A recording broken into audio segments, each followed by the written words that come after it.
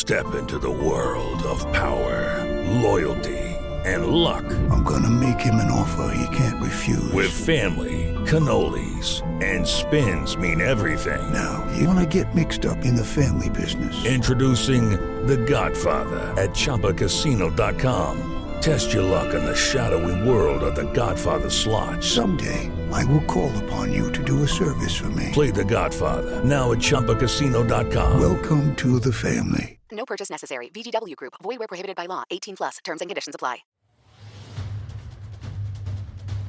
Do you want more success, more growth, more results? Then it's time for the Boundless Success Accelerator from the Modern Observer Group. This isn't your average coaching program. It's where top performers come to dominate. Weekly group sessions, on-demand coaching, a community that's got your back, and a power-packed library of tools to supercharge your business and career. No more excuses, no more waiting. Get in, level up, and start building the life you've been dreaming about. Visit us at modernobserver.com/boundlesssuccess to join today. Let's get you to the next level. We're here because the news is being distorted.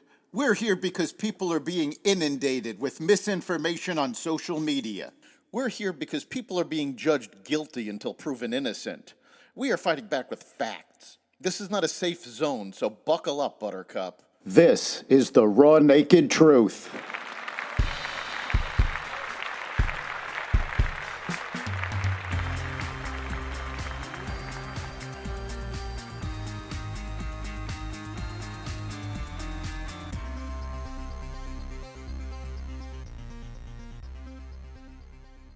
Trump reinstates maximum pressure on Iran.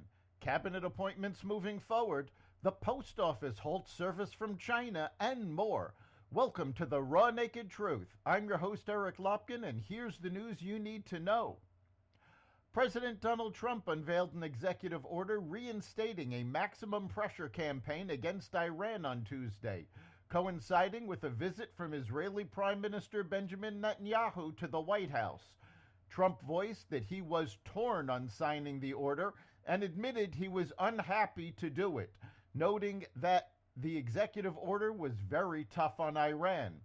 Hopefully, we're not going to have to use it very much, Trump told reporters Tuesday.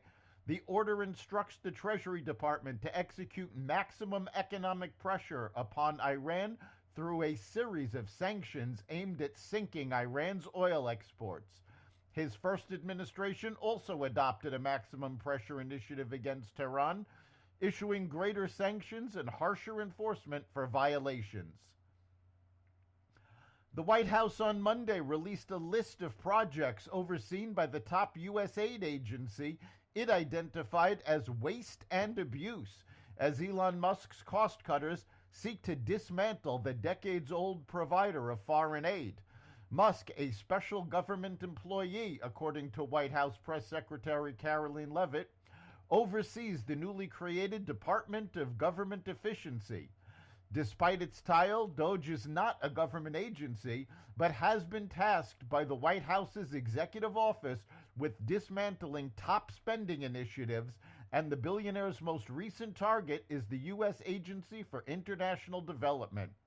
For decades, the United States Agency for International Development has been unaccountable to taxpayers as it funnels massive sums of money to the ridiculous and, in many cases, malicious pet projects of entrenched bureaucrats with next to no oversight, the White House said Monday.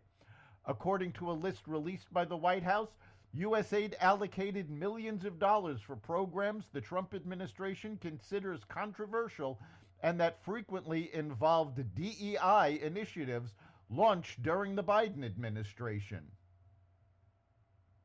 The Senate voted late Tuesday to confirm Pam Bondi, President Donald Trump's nominee for Attorney General, voting 54-46 to install the longtime prosecutor and former Florida Attorney General to head the U.S. Department of Justice.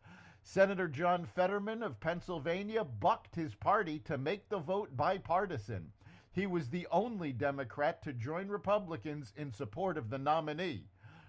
Bondi's confirmation comes as both the Justice Department and FBI have been under scrutiny by Democrats in Congress who have raised concerns over Trump's recent decision to pardon or commute the sentences of 1,600 defendants in the January 6, 2021 Capitol riots and to oust more than 15 inspectors general and special counsel investigators.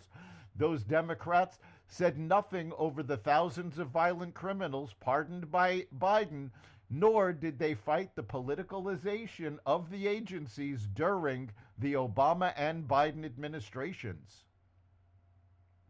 Trump cabinet nominees Tulsi Gabbard and RFK Jr. both appear likely to pass Senate confirmation votes next week. Yesterday, Gabbard narrowly secured the crucial support of the Senate Intelligence Committee with a swing vote from Republican Senator Susan Collins, who voted against Defense Secretary Pete Hegseth just last month. Meanwhile, previously skeptical Senator Bill Cassidy voted with Finance Committee Republicans to advance RFK's nomination to a full Senate vote.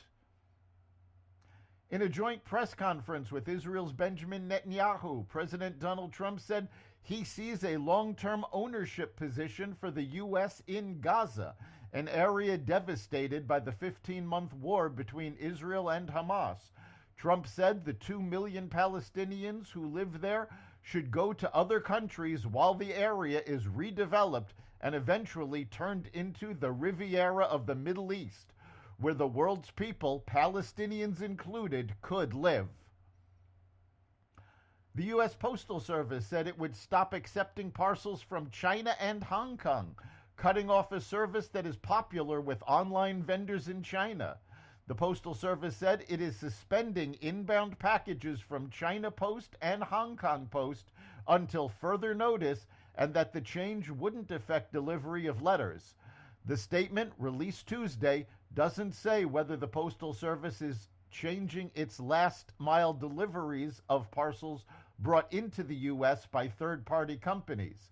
The move comes after the Trump administration imposed new tariffs on China and moved to close a loophole that allows companies to avoid paying tariffs if they ship packages worth less than $800 directly to U.S. consumers.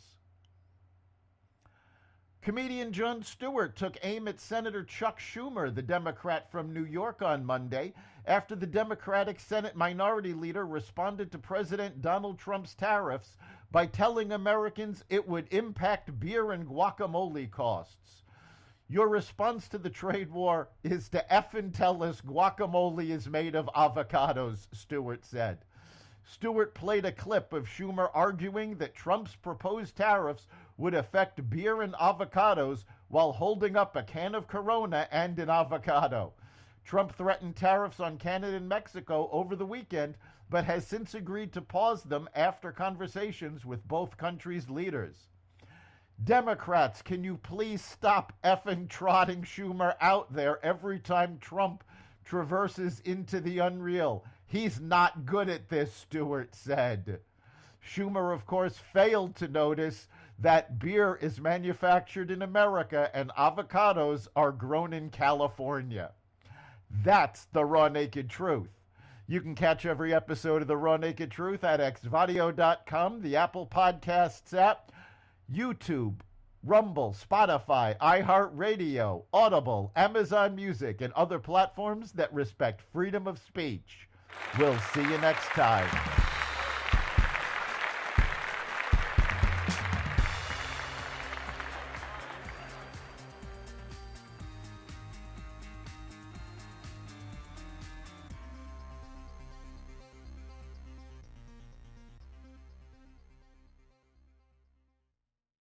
Ryan Seacrest here. When you have a busy schedule, it's important to maximize your downtime. One of the best ways to do that is by going to ChumbaCasino.com. Chumba Casino has all your favorite social casino games like spin slots, bingo, and solitaire that you can play for free for a chance to redeem some serious prizes.